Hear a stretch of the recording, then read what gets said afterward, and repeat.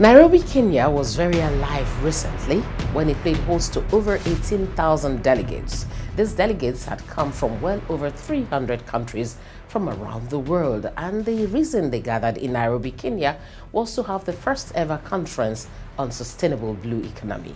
And when we're talking about the blue economy, we're talking about everything that has to do with the exploitation and even the protection and so on of the maritime sector. We'll tell you about that, and Nigeria had a beautiful representation at that conference. We'll be bringing you the interview with the Director General of Nimasa this week, and also there was an election. Who won and what was the election all about? It was in the maritime sector. We'll share that with you. December is with us and upon us, and it's the season of giving. So on the program, we'll be sharing some things and giving you some gifts. All you have to do to partake is to answer the questions I'll be asking you at the end of the program. Welcome to Nimasa this week. My name is Cordelia Obey.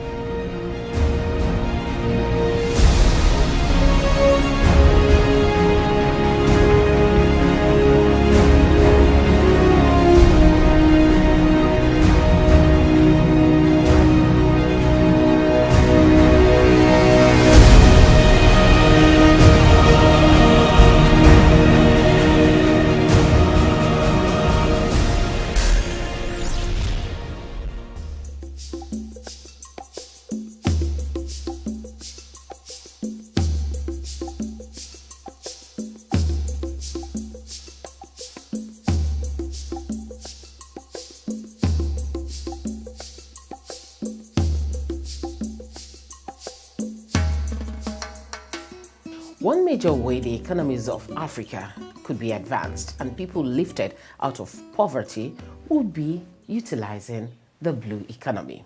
That was one thing the Director General of Nimasa, Dr. Dakuku Peterside, had said during the conference I held recently in Nairobi, Kenya. I'm talking about the Blue Economy Conference, and which focused on the sustainable blue economy. Over 18,000 participants from around the world converged in Nairobi, Kenya for the first global conference on the sustainable blue economy.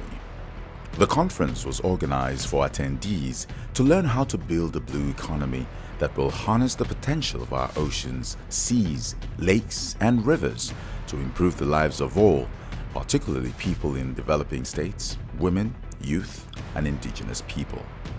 We need to devise new and innovative ways of engaging the creativity of our citizens in order to tap into their genius and innovations. This conference, I believe, is therefore timely. Your diverse experiences across the world, the challenges you face, as well as the success stories, are crucial as we all work together, government and non-government entities alike. They also deliberated on how to leverage on the latest innovations, scientific advances, and best practices to build prosperity while conserving our waters for future generations. Our continent is the second biggest continent in the world, with a total coastline of over 26,000 nautical miles, including its islands. 38 out of 54 countries on the continent are either coastal or island states. As African countries, we are all beneficiaries, one way or another, of the blue economy. It is therefore imperative that Africa works together to explore all avenues of sustainable investment in the maritime sector. The chairman of AMA and also the Director General of Nimasa, Dr. Dakuku Peterside, and the agency's board chairman, General Jonathan Garba, joined dignitaries like the Secretary General of the IMO, Kitak Lim, the CEO of Australian Maritime Safety Authority, Mick Kinley, and the Secretary General of the International Seabed Authority, Michael Lodge, at the conference. Nigeria's commitment statement at the conference was delivered by the Director General of Nimasa and the leader of the delegation, Dr. Dakuku Peterside. He informed the delegates of steps taken by the President Buhari-led federal government to mainstream the blue economy into Nigeria's economic recovery growth plan. Nigeria strongly supports the Africa Atlantic Blue Economy Initiative and recommends its extension to the entire continent, as ocean issues have no boundaries. Nigeria's Federal Ministry of Transportation has been properly designated and is currently coordinating and mapping out strategies to drive a sustainable blue economy to align with the federal government's three strategic objectives of economic recovery and growth plan, which are restoring growth in our economy, investing in our people, and building a globally competitive economy. Our government is committed to developmental initiatives to aid the entry and exit of goods and services in our country. Dr. Peter Said, who is also the chairman of the Association of African Maritime Administrations, AMA, noted in the association's commitment statement, which he also delivered at the conference, that they are working with the African Union AU to set up structures to implement the African Maritime Transport Charter, amongst others. Nigeria has also signed onto the African Maritime Transport Charter, the 2016 African Charter on Maritime Safety and Security and Development, commonly referred to as the Lomé Charter, the ECOWAS Integrated Maritime Strategy, AIMS, and Agenda 2063, the Africa we want, to ensure a holistic strategy to address Africa's maritime challenges for sustainable development, competitiveness, and response to maritime vulnerabilities. Dr. Peter Said led the Nigerian delegation, which included the rector of the Maritime Academy of Nigeria, Oron, retired Commodore Emmanuel Efedua, amongst others.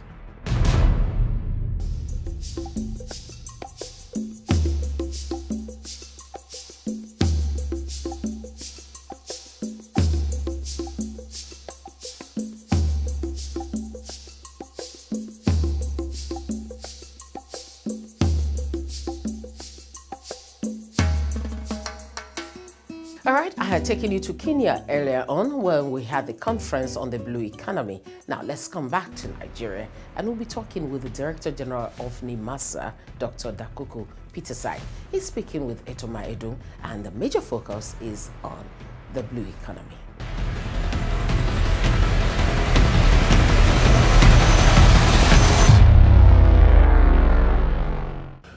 Hello and welcome to the interview segment of Nimasa this week. My name is Etoma Edu, and I have the big fish right here with us. That's the Director General and CEO of Nimasa, Dr. Dakuku Peter Said. You're welcome to the program, sir. Thank you, Edu, and thank you, viewers. All right, let's go into the meat of this interview. You were at Nairobi in Kenya recently for the first Sustainable Blue Economy Conference, and it was a big gathering. And from what I hear, you addressed that very large gathering. How was it, and what was it all about? Oh, well, it's a great global gathering. We had 17,000 delegates gathered in one place to talk about the blue economy. We had 12 heads of state / government, and we had 186 ministers gathered in a single location to talk about the blue economy.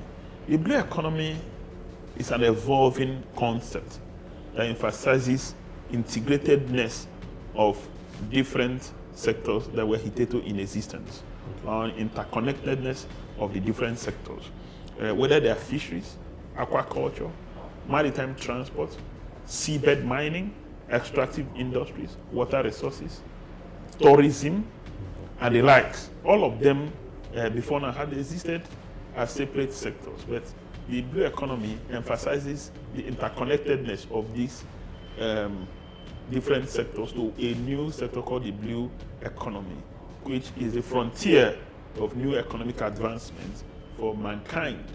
And Africa is particularly endowed in terms of water resources, or ocean and seas resources. And the leaders of Africa at the time believe that the frontiers of new economic exploration should be the seas and the ocean. And since then, the world has been championing the blue economic concept. So we met in Kenya to discuss extensively the concept of blue economy and how Africa can maximize the opportunity of the blue economy. And I said to you that it was a worthwhile conference. Nigeria, among 186 nations made a commitment statement. I read the commitment statement on behalf of Nigeria, where we committed to the things we want to do, formulation or articulation and formulation of a national policy on the blue economy, and all the things we have put in place to drive the new economy, how we intend to take advantage of the blue economy. Now, so many other governments, the government of Canada made specific commitment on what they want to invest in the next 5 years on the blue economy. The government of Japan did the same, the government of Kenya, and so many other governments. Indeed, it was global, not just by name. It was global by nature, global in terms of contribution, global in terms of perspective and input to the final document, which is indeed the Nairobi Statement of Commitment. Okay. And somebody will wonder, look, these things have been there all this while. Yes, as you said, they were in different sectors here and there, and now they are coming together. And when you look at the African continent and the natural endowments we have, you know that in the sea or our waters, we'll have peculiarities that are like gold in there. What is this blue economy? What's the significance of the blue economy to Africa? What do we stand to gain? Well, the significance of the blue economy to the average African is an employment creation, it's a wealth creation, it's an addressing poverty. In any case, all of those things are encapsulated in the Sustainable Development Goals, specifically Goal 14. Now, so Africa is endowed with enormous mineral resources, but it's not been tapped in a sustainable manner. So the blue economy emphasizes the sustainability of exploiting mineral resources. Africa has some of the most unique fisheries species, but you see, you notice that if you talk about illegal, unregulated, and unreported fishing, Africa is in the forefront because the Asians and other parts of the world have taken advantage of the fact that our maritime space is not well secured and not well regulated, so they've taken advantage of it, take away our fishes, and import to us again. And now, if you talk about coastal tourism, Africa has one of the most diverse and one of the most endowed coastal landscape in the world. Aside from Seychelles, Kenya, and South Africa, South Africa's GDP, coastal tourism contributed 7% to South Africa's GDP in 2017. Now, it contributed about $1.5 billion US to the Kenyan economy in 2017, and of course, it accounted for 11% of the GDP of Seychelles in 2017. Apart from these three countries, many African countries have not taken advantage of coastal tourism.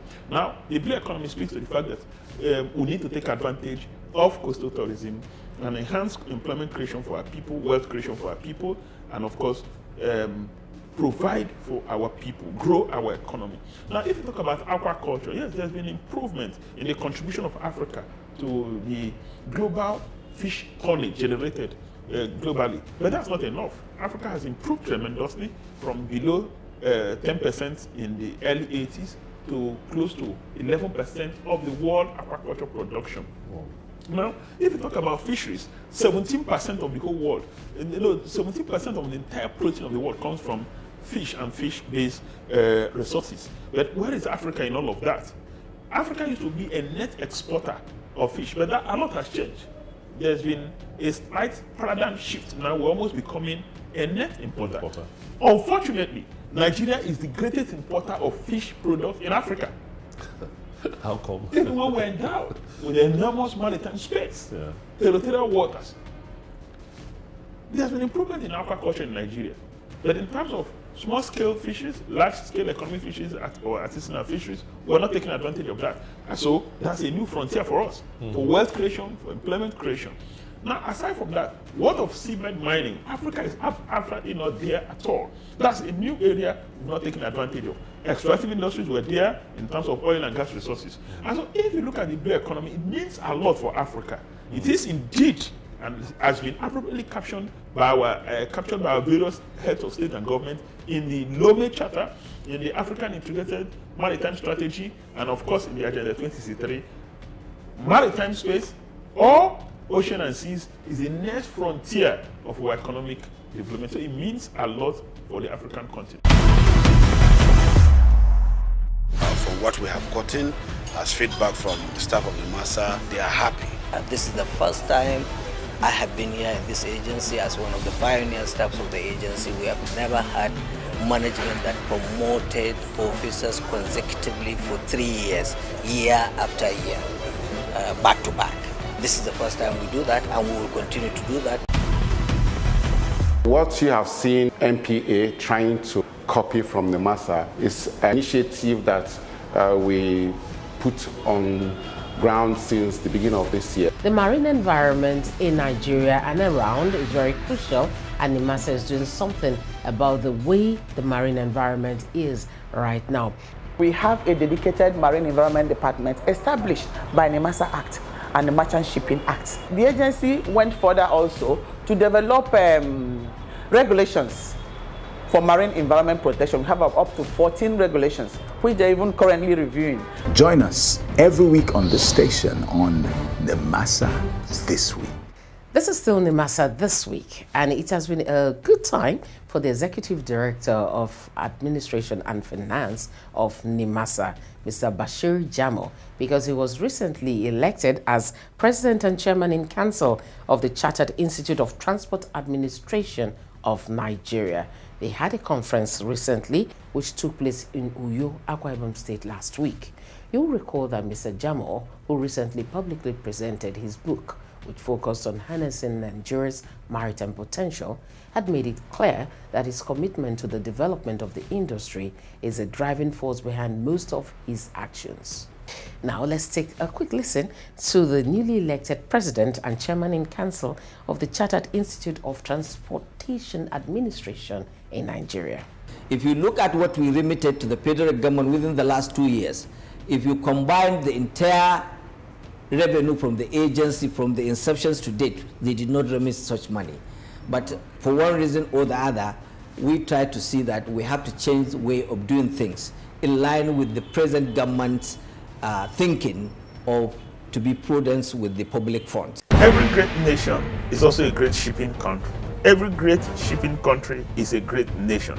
Maritime in Nigeria is growing, so you need to be informed about the work of the regulatory body of the Nigerian maritime industry. My name is Dakuku Pitesai. I bet you're going to find out that it's a time well spent. For news, views, and reviews, join us every week on this station on Nimasa This Week.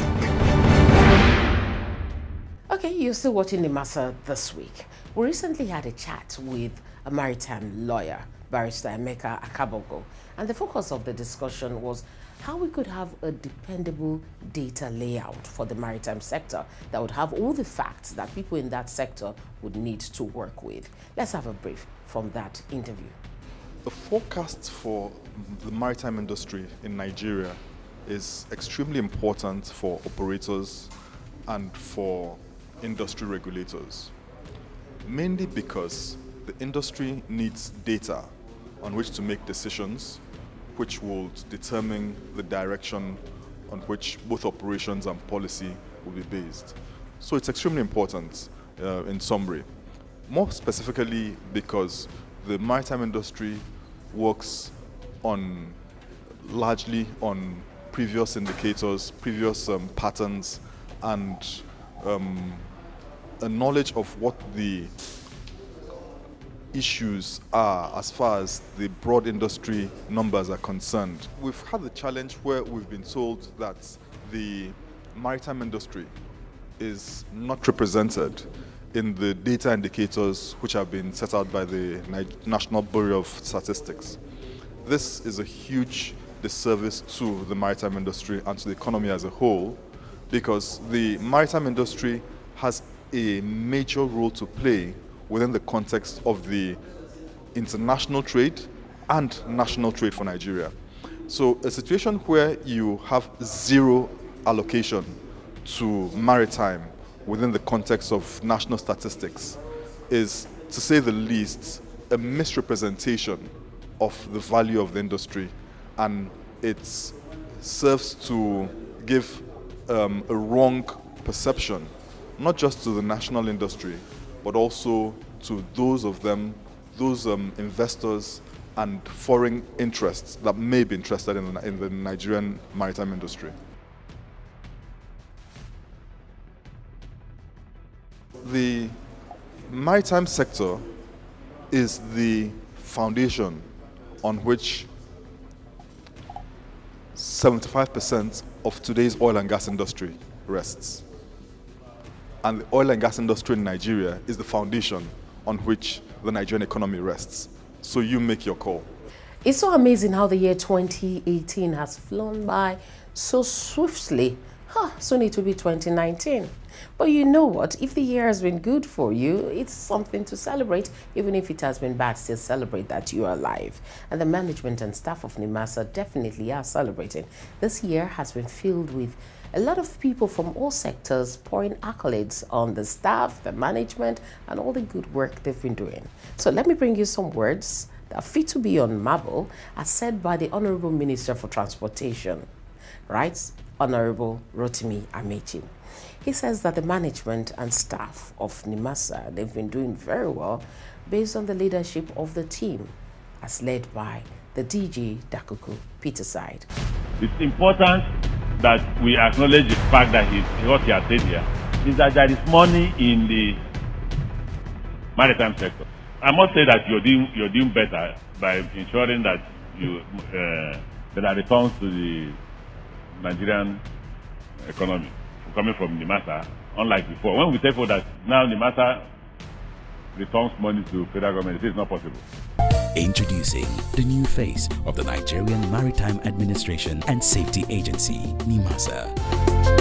We are charting the direction for a maritime and regulating the industry for a better, bigger, and more economically stable Nigeria. Evolved to serve you better. We are Nimasa. New face, rejuvenated service. Nimasa, changing the tides in your favor.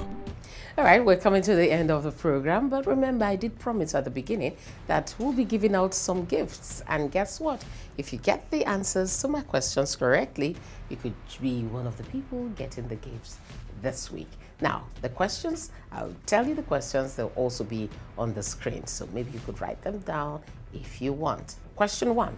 When did Nimasa become the designated agency for the implementation of the ISPS code in Nigeria? 2. The international instrument that empowers Nimasa to regulate ship scrapping in Nigeria is known as what? And 3. When was the convention establishing the International Maritime Organization adopted? Well, it's very easy to find the answer to these questions now, isn't it? Yes, very easy. So try your best. And if you do get the answer, you can send to info@nimasa.gov.ng. Very easy. Now I have to go. Thank you very much for watching the program. I'll be seeing you, all the things being equal, next week. Until then, please do drive safely, drive carefully. I know the year is coming to an end and a lot of people are trying to catch life's deadline. Come on, there is always another time. If you don't get it this time, you could get it next time. So till I see you next time, take care. I'm Cordelia Ogbe. Bye-bye.